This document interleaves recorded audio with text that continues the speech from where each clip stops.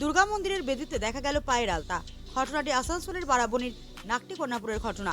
এলাকার মানুষের দাবি এটা মা দুর্গার পায়ের ছাপ। তারা জানান সোমবার সকালে পুরোহিত মন্দিরে পুজো করতে এসে বেদির উপর পায়ের ছাপ দেখা যায়। এই খবর ছড়িয়ে পড়তেই মন্দিরে ভিড় জমান এলাকার মানুষ আসেন নুনি গ্রাম পঞ্চায়েতের প্রধান মাধব তিওয়ারি জানিয়েছেন এটা বহু প্রাচীন মন্দির। এই পায়ের ছাপটা মায়ের এই অলৌকিক ঘটনা দেখতে ভিড় জমিয়েছেন আশেপাশের বহু গ্রামের মানুষ।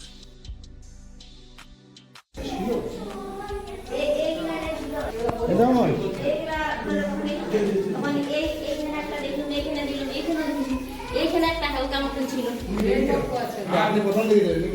আমার কাকু শাশুড়ি একটা দিদি ছিল, আমার যা ছিল। এইখানে ছিল? এইখানটা ছিল, এইখানটা।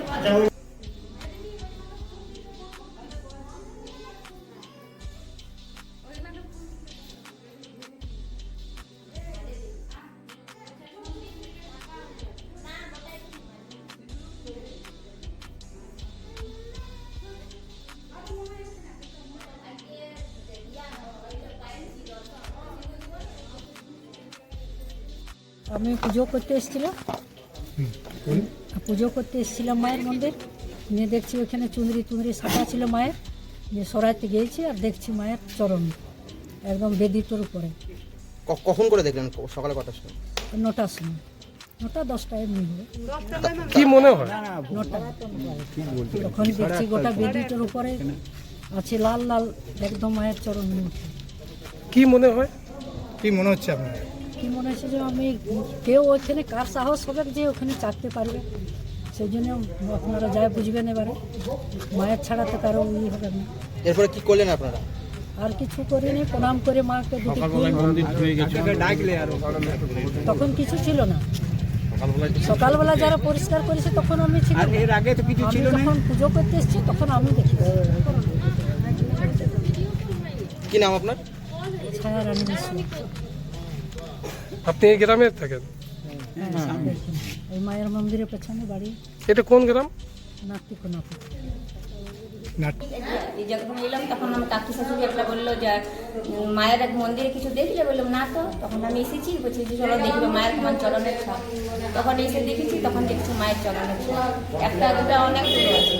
আমি ওইখানে বেদিতে দেখার পরে আমি নিচে বেদিতে দেখছি, বেদি তো হালকা হালকা নিচে বেদিতে আছে। কারণ নিচে আমি বলছি কাকিমা দেখুন এইখানেও আছে। আমার প্রণাম করেছিল, মায়ের প্রতি সত্যি আমাদের মা সাক্ষাৎ আছে, মা আমাদের সাক্ষাৎ আছে, মা আমাদের দর্শন ঠিক। ওটা এটা কোন জায়গা? এটা নাকটি কোনাপুর। কি নাম হলো আপনার? Beauty mission. সকালবেলা এসে আমরা সকালবেলায় আমাদের কাকিমা দেখলে যে মন্দিরে মানে পুজো করতে আসার সময় দেখেছে যে মায়ের সিঁদুরে লাল লাল মানে সিঁদুর মাখা পায়ে মায়ের চরণের ছাপ দেখা গিয়েছে। ঠিক আছে, তো মা এসেছেন আমাদের বিরাজমান করে, কিন্তু বেদির উপরে মা বিরাজমান হয়েছেন। ঠিক আছে, বেদিতে কিন্তু নিচে কোনো চরণের মানে দাগ আমরা দেখতে পাইনি, পায়ের ছাপ আমরা দেখতে পাইনি। মানে মা এসেছেন, এসে নিজের স্থানে আসন গ্রহণ করে বিরাজমান হয়েছেন। ঠিক আছে, আমাদের এখানে মা দুর্গা খুব জাগ্রত, 250-300 বছরের পুরনো পুজো।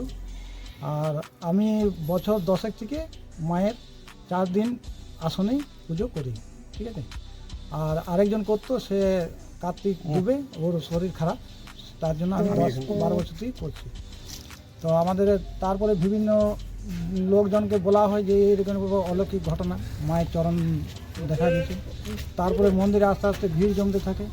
পাশাপাশি নুনিগ্রাম, তেঁতুলিয়া, কন্যাপুর গ্রাম, আঙ্গারিয়া, এথোড়া, এখান থেকেও লোক আসে।